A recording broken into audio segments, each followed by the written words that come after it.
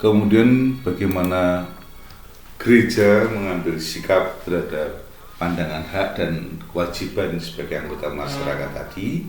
Tentu kemudian gereja juga bersumber pada apa yang kemudian diajarkan oleh Yesus selama kehidupannya berhadapan dengan juga pemerintah dan kekaisaran pada waktu itu. Yesus taat pada pemerintah. Ia juga tegas mengkritik pemimpin pemerintah yang tidak melakukan tugasnya secara benar. Dalam 2 kaping mata uang nanti yang akan kemudian kita lihat, di situ terlihat gambar kaisar. Nah, menjadi hak dan diberikan kepada kaisar apa yang kemudian memang harus kita berikan pada kaisar, dan juga ketaatan kita kepada Allah apa yang memang kemudian seharusnya kita kemudian persembahkan untuk Allah. Ada kutipan kitab suci dalam materi nanti yang akan kita bahas bersama dan kemudian juga menjadi tugas Anda nanti untuk kita pelajari. Nah, dari kutipan ini kita boleh belajar pula sebagai murid Yesus, kita wajib meneladani sikap Yesus yang taat terhadap pemerintah. Sebagai muridnya pun kita wajib meneladani sikap Yesus ini. Kita juga mesti taat terhadap aturan yang diberlakukan untuk kita. Aturan yang kita yakini itu bertujuan baik untuk keberlangsungan hidup orang banyak, dan di situ kita juga taat pada hukum dan norma-norma yang berlaku baik dalam kehidupan kita di masyarakat maupun tempat tinggal kita, maksud Pak itu maupun dimanapun kita berada. Di jalan raya misalnya kita taat pada lampu lalu lintas, ada norma sopan santun. Kalau begitu kita masuk di perumahan atau masuk di perkampungan, kita tidak terlalu mengurangi kecepatan. Kita harus mengurangi kecepatan, tidak seperti kalau kita ke jalan raya. Itu norma, itu etika. Dan kemudian ada aturan-aturan yang berlaku di dalam kehidupan masyarakat kita dan kita harus taati itu.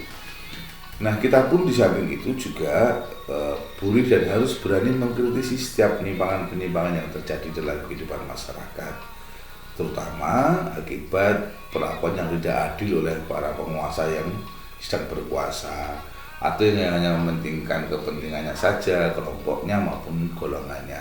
Kita perlu bersikap kritis terhadap ini seperti yang juga diajarkan oleh Yesus. Tapi kita juga perlu memahami bahwa ketaatan kita, sikap kritis kita itu adalah terlebih untuk kebutuhan kelangsungan hidup bersama masyarakat agar lebih manusiawi dan semakin bermartabat, ya. Nah, kemudian ketaatan kita kepada pemerintah, ketaatan kita kepada lembaga pemerintahan atau masyarakat itu harus kita pahami tidak boleh melemahkan ketaatan kita kepada Allah. Bahwa yang utama memang adalah ketaatan kita kepada Allah yang menciptakan kita, dan kemudian Allah yang kita imani menyelamatkan kita.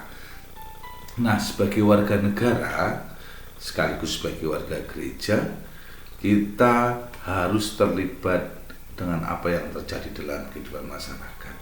Kita tidak boleh berdiam hanya untuk mementingkan diri kita sendiri saja, tapi kita juga terlibat di sana. Ini yang Pak Yesus katakan di awal tadi, bahwa tokoh-tokoh besar gereja yang ikut memperjuangkan kemerdekaan dengan caranya yang kemudian tetap menjadi warga gereja, mereka punya komitmen tentang 100% menjadi warga gereja dan 100% menjadi warga Indonesia. Sebagai komunitas umat beriman Kristiani, kita tidak bisa dipisahkan dari tumpah darah kita Indonesia maupun dari masyarakat kita. Maka kita tidak boleh untuk menjadi kelompok yang eksklusif, kelompok yang tertutup. Kita harus terbuka terhadap masyarakat yang lain. Maka Monsinyur Sugiopranoto di awal yang Pak Yesus katakan tadi dengan tegas mengatakan 100% warga gereja dan 100% warga Indonesia.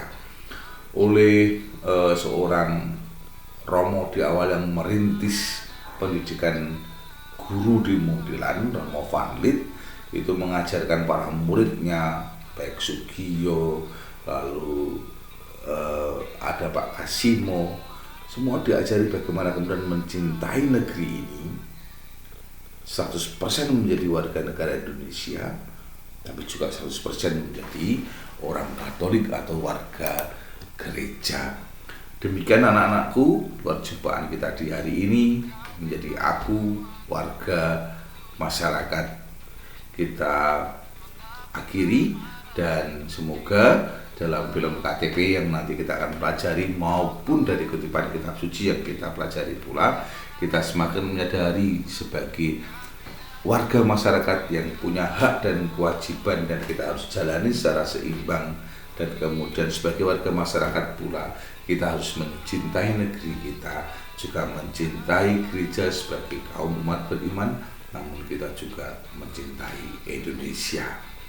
Dalam poster ini tertulis kita adalah Indonesia. Mari kita sama-sama perangi diskriminasi dan sikap rasis. Mari kita sama-sama bahu-membahu mewujudkan kesejahteraan dan keadilan bagi seluruh rakyat Indonesia, karena kita Indonesia. Terima kasih, selamat beraktivitas untuk hari ini, dan kita berdoa bersama agar negeri kita semakin sejahtera, dan juga di saat-saat ini pemerintah kita doakan agar bisa mengatasi situasi pandemi ini dengan baik dan adil bagi banyak orang, dan kemudian mensejahterakan semakin banyak orang dan kita boleh terlibat di dalamnya. Selamat beraktivitas untuk hari ini.